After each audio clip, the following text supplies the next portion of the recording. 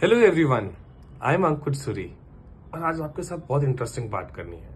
आज हमने बात करनी है मल्टी बैगर्स के बारे में।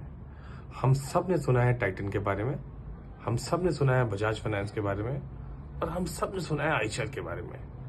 आपको पता है ये मल्टी बैगर स्टॉक्स को अर्ली पकड़ने का फॉर्मूला क्या है? मैं बताता हूँ। इन स्टॉक्स को आपको कई वेज में एनालिसिस करना पड़ता है।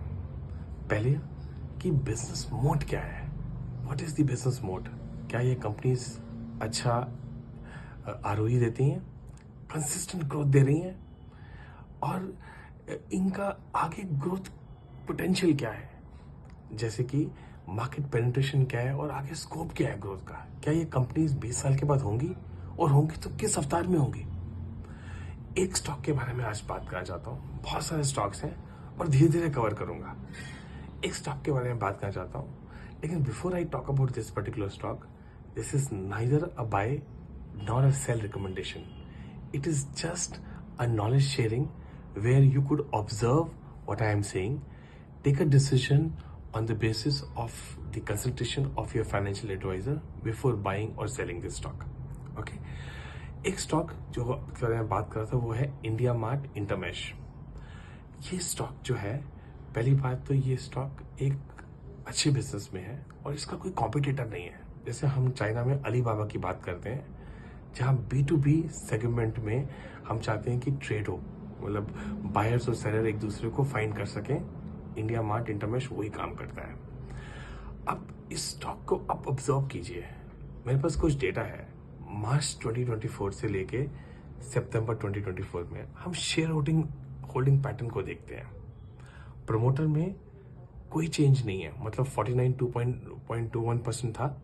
मार्च में भी वही था, जून क्वार्टर में भी वही था, सितंबर में भी वही है। मतलब प्रमोटर ने कोई होल्डिंग अपनी बेची नहीं है। FIs धीरे धीरे करके बाय कर रहे हैं। मतलब 23.8% था, कब था? मार्च में। उसके बाद बढ़ा लिया, 23.36% कर लिया और आज सितंबर के अंदर ये 23.86% होल्डिंग कर रहे हैं, मतलब बढ़ा लिया। DIs इनके पास 10.6% होल्डिंग थी, कब थी? मार्च एंड में। बढ़ के आया 11.81% जून एंड में और आज सितंबर की जो इंफॉर्मेशन हमारे पास है उसमें 12.1% होल्डिंग है, मतलब यहाँ भी ग्रोथ है। और म्यूचुअल फंड में आप देखो, DIs के अंदर म्यूचुअल फंड्स भी आते हैं, वो भी 8.81% से 10.02% पे है। और जो रिटेल इन्वेस्टर हैं उन्होंने ये स्टॉक की होल्डिंग कम कर दी है। 17.11% जो मार्च में थी 2024 में, उसे 14.83% पे ले आए हैं।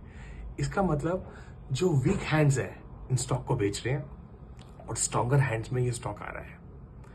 अगर आप इसकी फाइनेंशियल्स भी देखते हैं तो रेवेन्यू में भी ग्रोथ है, उसके साथ साथ प्रॉफिटेबिलिटी के अंदर भी ग्रोथ है। आप इन स्टॉक्स को, ये ऐसे न्यू एज स्टॉक्स हैं जो रेगुलरली प्रॉफिटेबल स्टॉक्स हैं, जो लॉस नहीं कर रहे हैं। ठीक है, आप इन स्टॉक्स को ऑब्जर्व कीजिए और मुझे कमेंट सेक्शन में बताइए कि मैं आपको किसी और स्टॉक के बारे में बताऊं जो आपके फॉर्च्यून्स को बदल सकता है इन 10 to 15 ईयर्स। आपको ये वीडियो कैसा लगा मुझे कमेंट सेक्शन में बताना, और मैं क्या कोई और इंटरेस्टिंग वीडियो बनाऊं किसी और स्टॉक पे, please mention it. Thank you very much for watching.